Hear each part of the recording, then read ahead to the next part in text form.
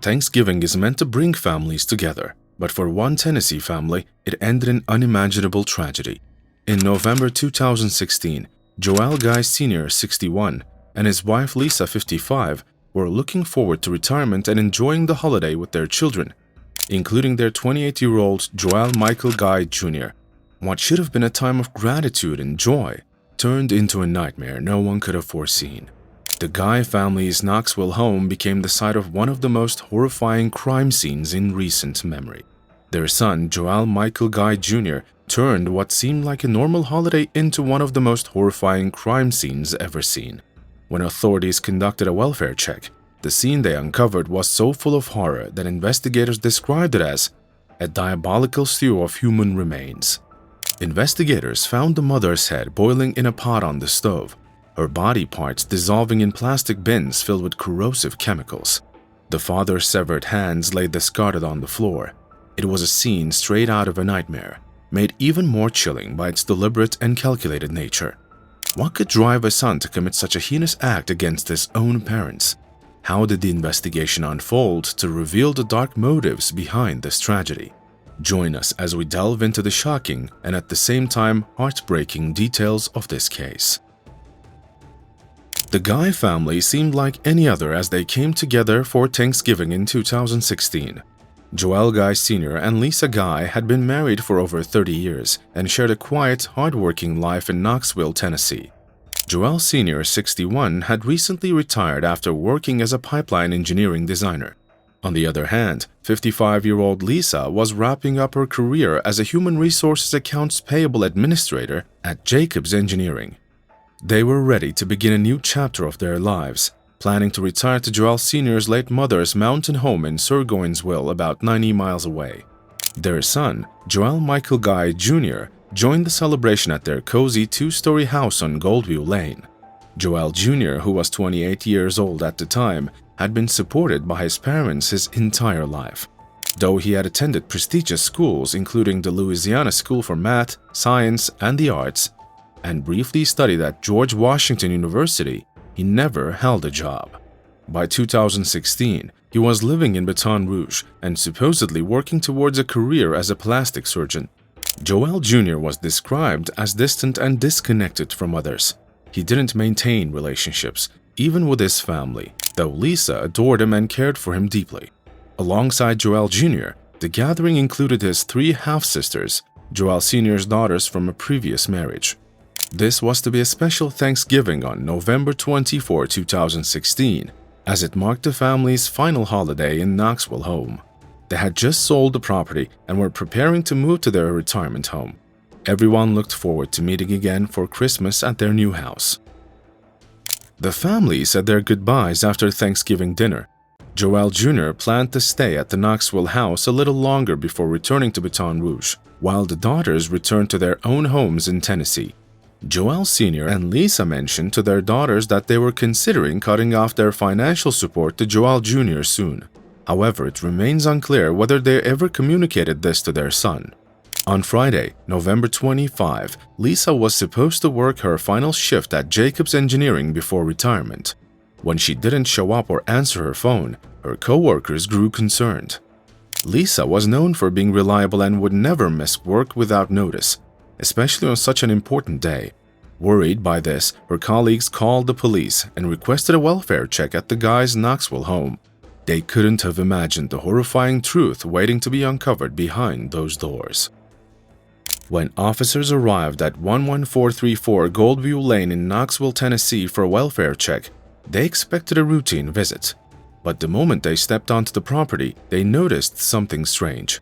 The house was listed for sale, yet there was no real estate lockbox on the front door. Peering through the windows, they saw groceries, bacon, sausage, and even ice cream scattered on the floor in the foyer. It was odd. Why would fresh groceries be left out in a seemingly empty house? As the officers walked around the house, things became even stranger. The doorknob on the back door was missing and had been oddly placed on the front door. From the hole left behind, they could feel intense heat pouring out of the house. A strange chemical smell was in the air, making the scene even more unsettling. Unable to get in through the front door, an officer opened one of the family's cars parked in the driveway. He Inside, they found a garage door opener. With it, they gained access to the house and to a nightmare they could never have imagined. The first thing the officers noticed when they stepped inside was the overwhelming heat. The thermostat had been set to 90 degrees, filling the house with an unbearable warmth. Then they saw a table with Joelle and Lisa's wallet sitting neatly on top, next to a sledgehammer. On another table, there were long guns laid out in plain sight. As they moved in, they came across the groceries they had seen earlier through the window. But it was the kitchen that delivered the first horrifying clue. A large stockpot was boiling on the stove. But what was inside? Later, investigators discovered the unthinkable. Lisa Guy's severed head had been placed in the pot. The smell inside the house was so strong, so sickening, that some officers had physical reactions. It was a mix of chemicals and decay, something none of them had ever experienced before.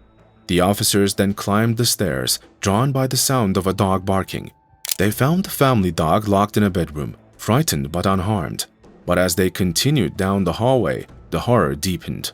The walls were splattered with blood, and on the floor they found the severed hands of Joelle Guy Sr. The rug beneath them was soaked in large dark stains of blood, but it was in the bathroom that they made the most troubling discovery. 2 plastic tubs sat in the room, filled with a homemade acidic solution.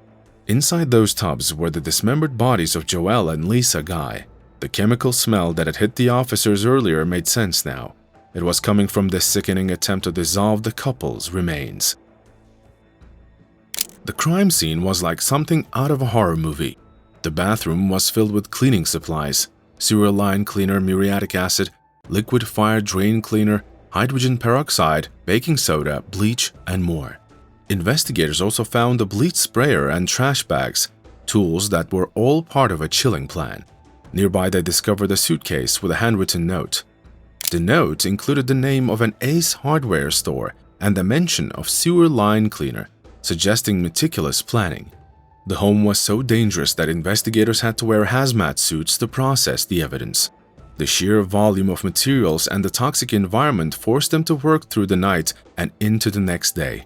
One officer at the scene described it as the most horrifying thing he had ever encountered in his life. This wasn't just any crime scene. It was one of the rarest kinds of murders in the country, involving dismemberment and mutilation. As Major Michael McLean of the Knox County Sheriff's Office later told the press, "It's in the 1 percentile of homicides in the United States that involve mutilation or dismemberment. It's not something we run across."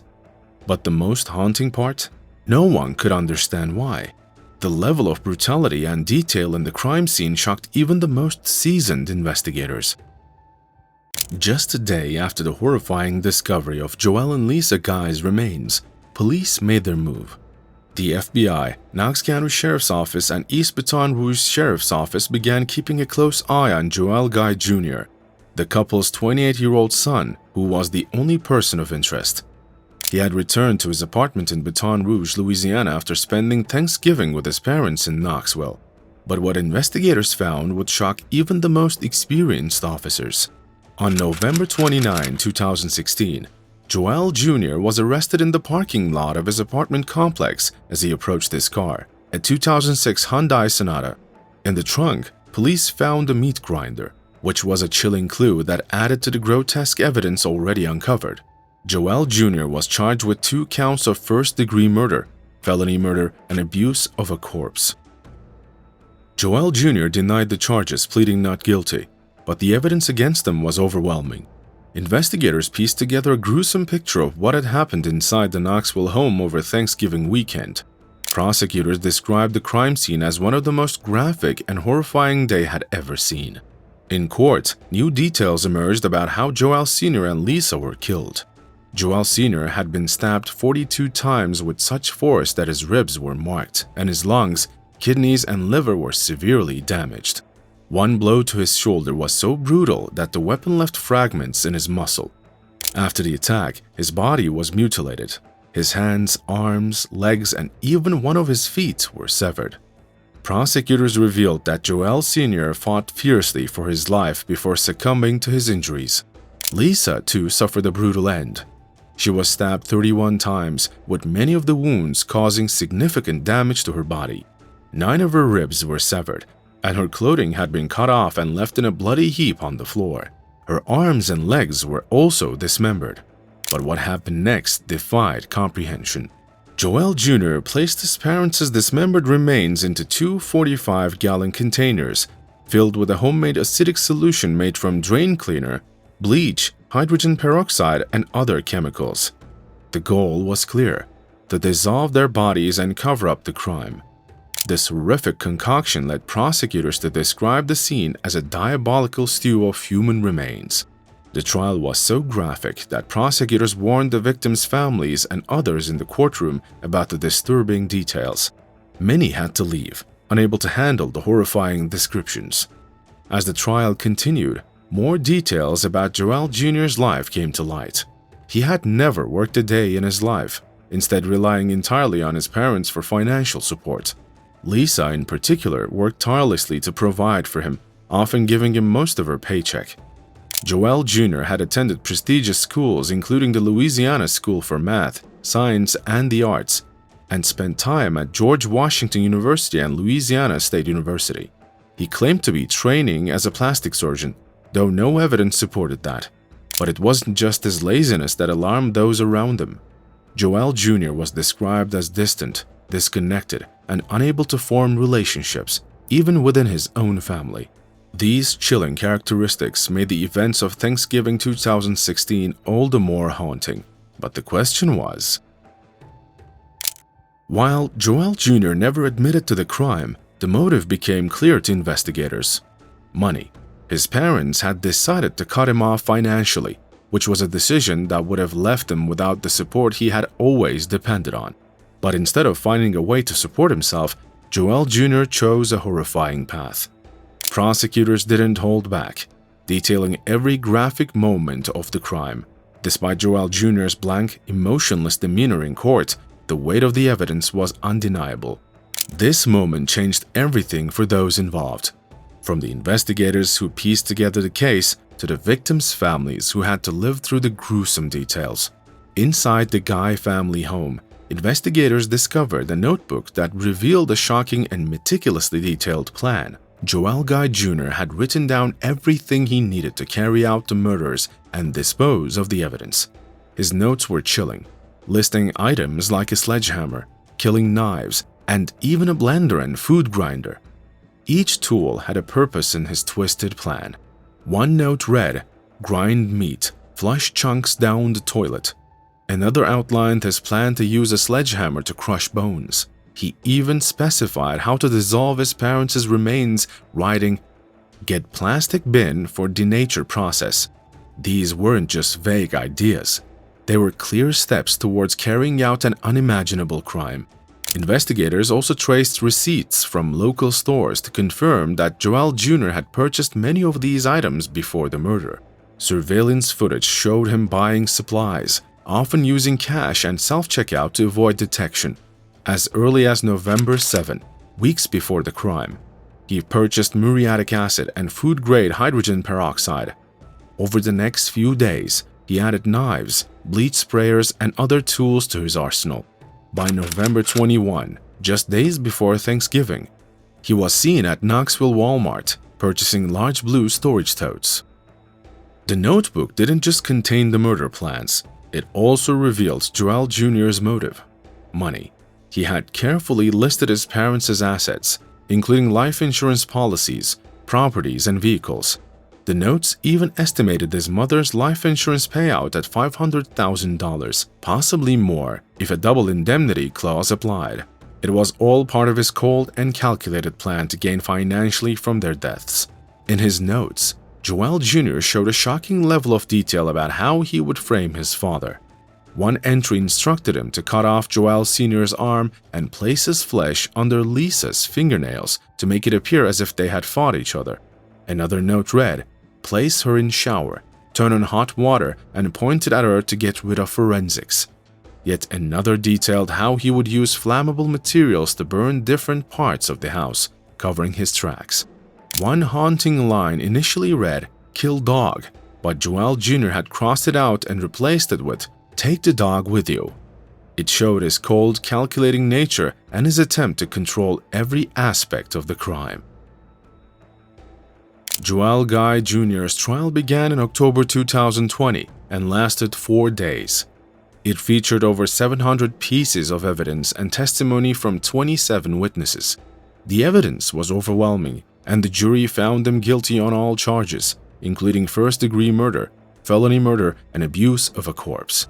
The judge, Stephen Sword, called the case the most extreme form of abuse of a corpse he had encountered in his 25-year career. He also noted how Joel Jr.'s actions showed a lack of intelligence despite his belief that he was smarter than others. The crime, the judge said, was carried out in a way that was both depraved and reckless. During sentencing, Judge Sword stated that Joel Jr. showed no remorse for his actions and even seemed proud of what he had done. He called Joel Jr.'s mindset depraved and warned that it would never change. The court sentenced him to life in prison without the possibility of parole for 130 years, though the judge added that even 300 years wouldn't be enough to match the gravity of the crime. Throughout the trial, the victims' family members spoke about the devastating loss of Joel and Lisa. They described the couple as kind-hearted, loving, and full of humor. Married for 31 years, they were seen as soulmates, inseparable until their tragic deaths. The family's pain was evident as they shared victim impact statements during the court proceedings. Losing two people so brutally and so suddenly left a wound that could never fully heal. Despite the horror of the crime, they remembered Joel and Lisa as the loving parents, partners, and friends they had always been. Lisa's brother Alvin described his sister as one of the kindest and most forgiving people he had ever known. He said her husband Joel Sr. was hardworking, down to earth, and always willing to help others. Alvin revealed that their mother, Guy Jr.'s grandmother, was so heartbroken by the news of her daughter's brutal murder that she collapsed and later passed away in the hospital. Through tears, Alvin shared, "She truly died of a broken heart." Joel Sr.'s daughter Tina spoke next, speaking directly from her heart. Struggling to find words, she described her father and Lisa as larger than life and such really good people. Tina emphasized how deeply they loved their children and how much had been stolen from her family. "He has taken something from us that we will never get back," she said, breaking down as she expressed the pain of losing your father and stepmother in such a horrific way. Angela, another of Joel Sr.'s daughter, also spoke through tears. She admitted that for years she tried to suppress the reality of what had happened, but the loss was inescapable. "Dad was my best friend," she said, adding how much she missed his laughs and hugs. She shared memories of fishing with him and the heartbreak of knowing her father would never walk her down the aisle. Michelle, the third daughter of Joel Sr., was the last to speak. Holding her phone and shaking with grief, she said she could never forgive her brother for what he had done. She described the emotional toll of explaining the horrific details of the crime to her children, saying, "No one will ever know what it's like to tell your children their grandparents were chopped up and put in acid." Her pain was palpable as she spoke of the lasting impact this tragedy had on her and her family. The courtroom was heavy with sorrow as each family member spoke, their words painting a picture of unimaginable grief and loss. This case is one of the most disturbing in recent memory, a reminder of the depths of human cruelty but also the strength of a family determined to honor the memories of those they loved. Even with a life sentence, can we truly say justice was served for such unimaginable loss? What are your thoughts on this heartbreaking case? Do you believe anything could have been done to prevent it? Share your thoughts in the comments below. Thank you for joining us on this episode. If you found this story compelling, please like, share, and subscribe to stay updated with our next in-depth investigations on Real Crime Zone. See you in our next video.